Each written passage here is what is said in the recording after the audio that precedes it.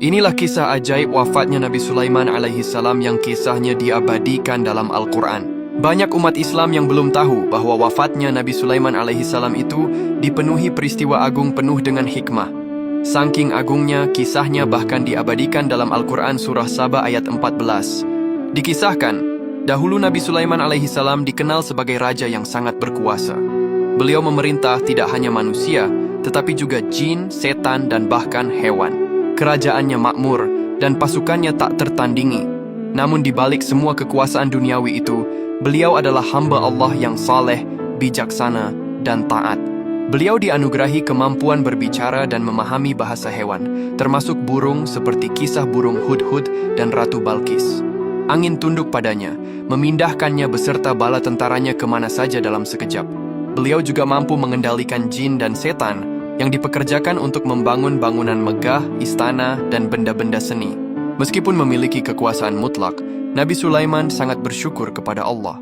Beliau rendah hati, sering berdoa, dan selalu mengutamakan keadilan dalam pemerintahannya. Beliau menggunakan kekuatannya untuk menyebarkan tauhid dan kebenaran, bukan untuk menindas. Wafatnya Nabi Sulaiman adalah salah satu peristiwa paling unik dalam sejarah kenabian, yang menjadi bukti nyata bahwa hanya Allah yang mengetahui hal gaib. Dahulu Nabi Sulaiman alaihi salam meninggal dunia karena ajal yang telah ditetapkan Allah Subhanahu wa taala sebagaimana manusia biasa. Tidak ada penyebab fisik spesifik yang dicatat selain ketetapan ilahi. Peristiwa ini terjadi saat beliau sedang mengawasi pekerjaan pembangunan Baitul Maqdis di Yerusalem.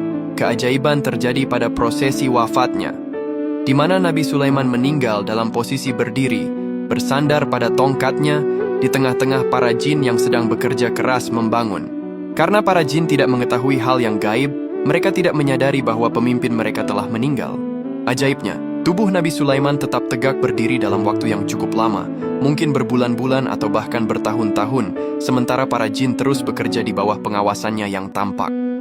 Bayangkan, selama waktu itu tubuh Nabi Sulaiman tetap utuh tanpa mengalami pembusukan sedikit pun. Barulah ketika rayap atau sejenis serangga tanah memakan bagian bawah tongkat beliau, tongkat itu menjadi rapuh dan patah. Tubuh Nabi Sulaiman yang sudah kaku akhirnya tersungkur ke tanah. Momen tersungkurnya jasad Nabi Sulaiman ini lantas menjadi peristiwa yang menggemparkan bagi bangsa jin dan setan.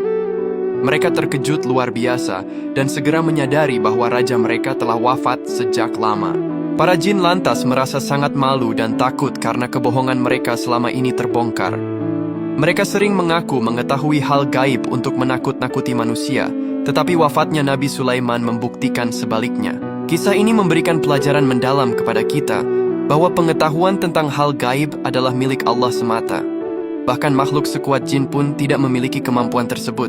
Kisah ajaib wafatnya Nabi Sulaiman ini bahkan masuk menjadi salah satu kisah terbesar dalam Al-Quran.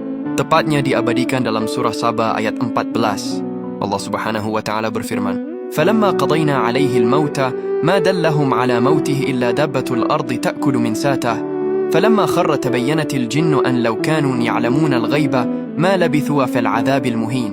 Yang artinya, maka ketika telah kami tetapkan kematian Sulaiman, tidak ada yang menunjukkan kepada mereka kematiannya itu kecuali rayap yang memakan tongkatnya.